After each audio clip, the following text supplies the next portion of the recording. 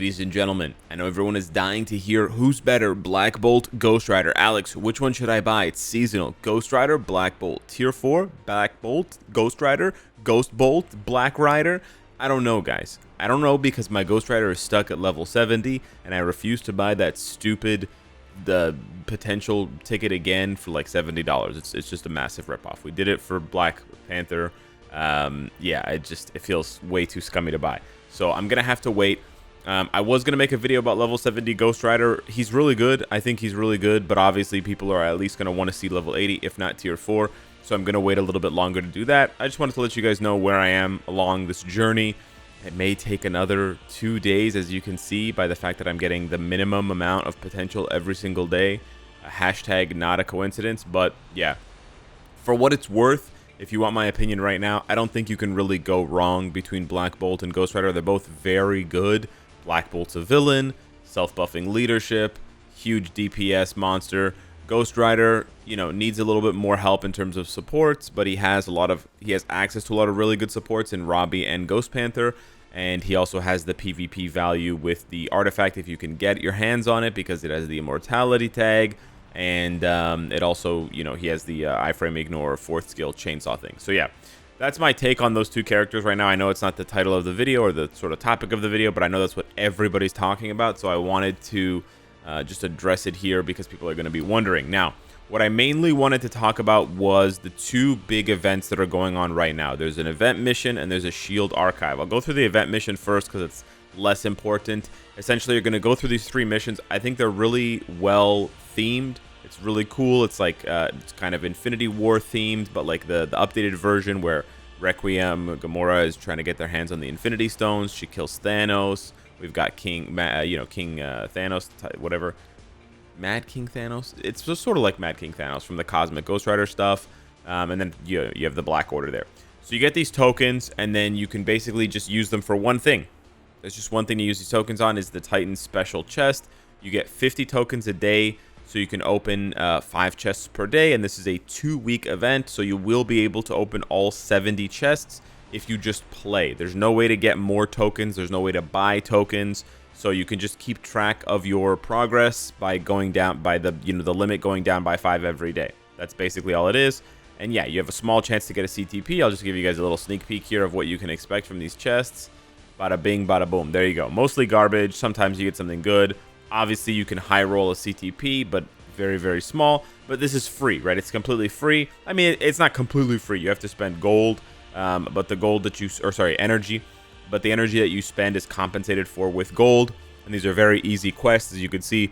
Level 60 enemies, so you should be able to clear this even if you are a brand new player. So that's the first event mission. That's cool. That's all fine and dandy. It's not to be confused with the chests that you can open. These angry pumpkin chests that you can open if you have excess revenge tokens. Now, the revenge tokens are obviously mainly to buy Morgan Le Fay's uniform and Sin's uniform, and I'll do a comparison of those two characters in a future video.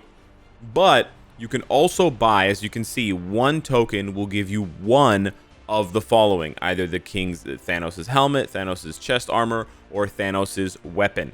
And those are used for the second event, which is the Shield Archive event. Now, this is a limited time event. You can see the event ends in 19 days, but you have to be very careful because the drops end usually before that. And people had the same issue with the last event where they wanted to farm the I can't remember what they were called, but it was for the crafting event where we were crafting the insights, but they wanted to farm whatever the material was, the leaves. And the farming usually ends 1 to 2 days before the event ends, okay? So you can actually see there's only 12 days left. Even though the event has 19 days, there's only 12 days left. So there you go. So you got to pay attention to that one as well. But if you don't want to spend tokens, or if you don't have any revenge tokens, fear not, because you can also farm these materials. So obviously, all 3 of these materials have a location. So you click the location. This one is Dimension Missions. This one is Dispatch Missions. And this one is Story Mode. For Dimension Missions, it's pretty straightforward. You're just going to farm. I mean, you should just farm your regular difficulty, difficulty 15, because that gives you the best rewards and it gives you the most progress towards your contributions. If you don't think the drop rates are very good anyways, you could lower it down to difficulty 6, which is the highest difficulty, or like the highest level with the lowest energy cost. But I would only do that if you're getting really shafted, which I kind of doubt it. For the dispatch ones, obviously, you, as always with dispatch suggestions, you want to farm at least 7-1. That's because it's going to give you the chance to get premium rewards. However, you can farm, obviously, higher sections if you have a more capable team, and you have a better chance of getting these drops. I think the drop rate is like 1 every 10 runs, something like that. But I could be wrong here. I did see a couple screenshots of people doing like 100+ runs and getting about 10 drops. So you need 25. So it's probably going to take you anywhere from 200 to 300 runs. For the story mode drop, the story mode drop is a little bit different. There's obviously 31 different story mode stages that you can choose from to farm it. You can just play your regular story mode, like you can just do your regular story mode dailies, and you have a chance to get these drops. However, I do think that the best stage, if you just want to target farm this and rapidly farm it, is to just farm this stage 7-3 over and over and over again. You would just set it up here. My inventory is full, whatever. I'm not going to deal with that right now. It's going to take way too long. But basically, you would just, instead of clearing the stage, like when you press that button, instead of setting it up to auto clear stage by stage, you just change the tab at the top to do auto repeat, and then you just auto repeat this stage. This stage takes you anywhere from like 30 seconds to a minute. It can be actually faster than 30 seconds. It's just the 2 bosses. It's the Red Skull boss and it's the Ultron boss.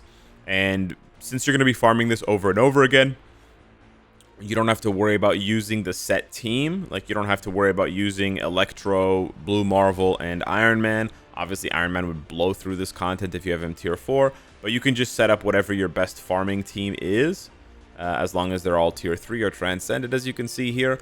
And then you can just, target farm that to get those 20 swords as fast as possible. Those Titanic, or Obsidian blades, as fast as possible. So what do you get? What do you get for doing all this? What do you get for farming story mode, dispatch, and dimension missions? Well, you get 2 temporary buffs, which I'm not a fan of, but it's 5,000 instinct attack and instinct defense, so that's cool.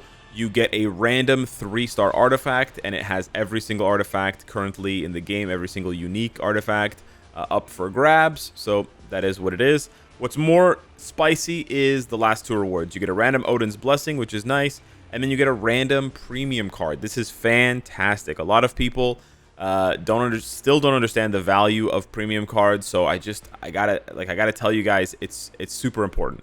You need fodder premium cards. Even if you don't have the ones that you want, one of these chests could give you the card that you want, whether it's Luna or White Fox or Crescent or New Avengers or whatever. But even if you get some crap like Loki 1 or Black Panther 35, I know it seems heartbreaking, but look at this. I have in my possession 13, I think. Look at this. 1, 2, 3, 4, 5, 6, 7, 8, 9, 10, 11, 12, 13. I have 13 spare cards. Now, not all of these would be fodder for all players. Like, obviously, if you don't have good premium cards yet, you'd probably want this one. You'd probably want this one. But even if you remove both of these, I still have 11, right? I still have 11. Let's say we also remove Baby Spidey. That's 10. So I still have double-digit fodder cards sitting in my inventory. And why do I do this? So that when I want to re-roll my cards, right, I have enough options here.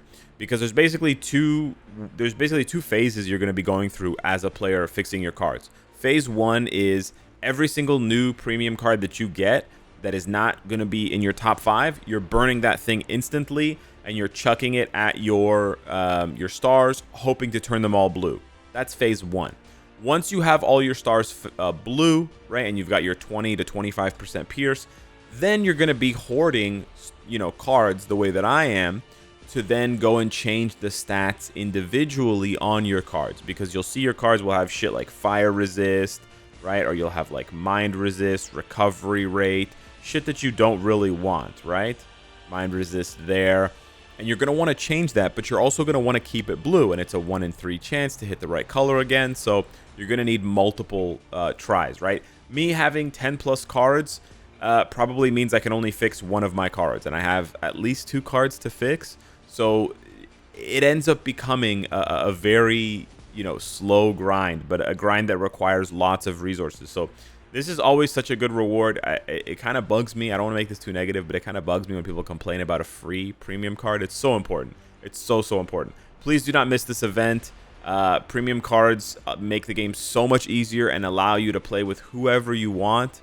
You know I make content primarily about the meta, but I could easily enjoy this game at nearly the highest level with the shitter characters. You know, I could do all my clears with Silver Surfer from 3 years ago. I could do all my clears with, you know, as much as I shit on him for his bad rework, I could do all my clears with Rocket if I wanted to, because that's how powerful cards are. So don't sleep on the power of them, and also don't sleep on the event. However, there is one more thing I wanted to say. There's a bug. I almost forgot about this. There is a bug in the event shop where you buy these materials, and actually, you know what? I want to buy one of them right now to show you guys. Apparently, if you buy one of them with these tokens, they don't actually go into your like they're not going anywhere. So as you guys saw from the Shield archive, I didn't have any.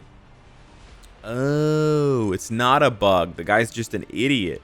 Okay. So a few people DM'd me and they were like, "Yo, it's a bug, bro. When you buy the when you spend the revenge tokens to buy these materials, they just disappear." They don't disappear, you bozo.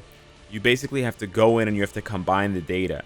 It's giving you like the item, but then you have to go and combine it into the thing that actually applies to the Shield archive. It's kind of a stupid step. I don't know why they do that, but there you go. That's what you have to do. So don't worry, you didn't waste your tokens. It's an extra step. Now, if you have revenge tokens and you're looking at this and you're saying, "Oh, I don't have to farm." My advice to you: farm first. Don't do what I just did. I was just doing it as an example because I thought the shit was bugged, but how am I supposed to know unless I test it myself, right? So my advice to you is farm, and then in the last couple of days, so maybe like 10 days from now, because that shit only has like a 12-day expiry. Yeah. So maybe like a week from now, 10 days from now, if you're missing a few, then you can go in and finish the job with the revenge tokens. But yeah, I wouldn't spend the revenge tokens now. Pretty much a bad idea unless you're a massive whale. But yeah, if you're a massive whale, hey, you splash as you please. So yeah, hit me up in the comments down below. Let me know what you think of those two amazing events, in my opinion. Obviously, one's a little bit better than the other because it has guaranteed rewards, but really good events to cap off this mid-month update. Thanks so much for watching the video. Smash the like button, and I'll see you in the next one. Take care.